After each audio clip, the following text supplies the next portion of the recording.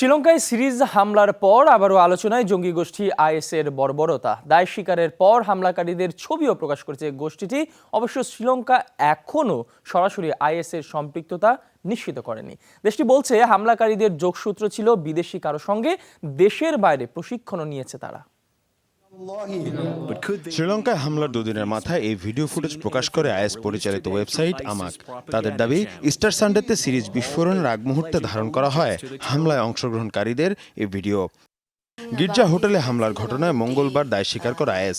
যদিও হামলার পর থেকে সন্দেহের তালিকায় ছিল তারা। সরকার বলছে স্থানীয় গোষ্ঠী এনটিজে এবং জেএমআই হামলার পরিকল্পনা বাস্তবায়ন করলেও ইন্ধন আসে দেশের বাইরে থেকে।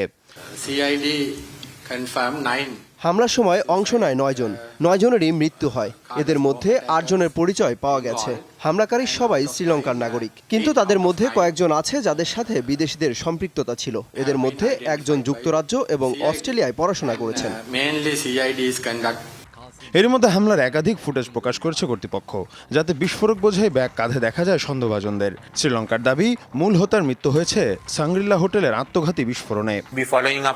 শুধু আদর্শিক কারণে উদ্বুদ্ধ হয়ে এই হামলা হয়নি। আমরা শুরু থেকেই আশঙ্কা করেছিলাম বিদেশি যোগসূত্র আছে এই হামলায়। কেবল পরিকল্পনা বা নির্দেশের বিষয় নয়, বিদেশে প্রশিক্ষণও নিয়েছে হামলাকারীরা।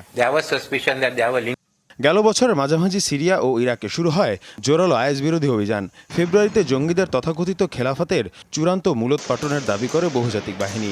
বিশ্লেষকরা তখনই সতর্ক করেন, ইরাক সিরিয়া ফেরত জঙ্গিরা হুমকি হতে পারে বিভিন্ন দেশের জন্য। মীর মুশফিক আহসান, যমুনা নিউজ।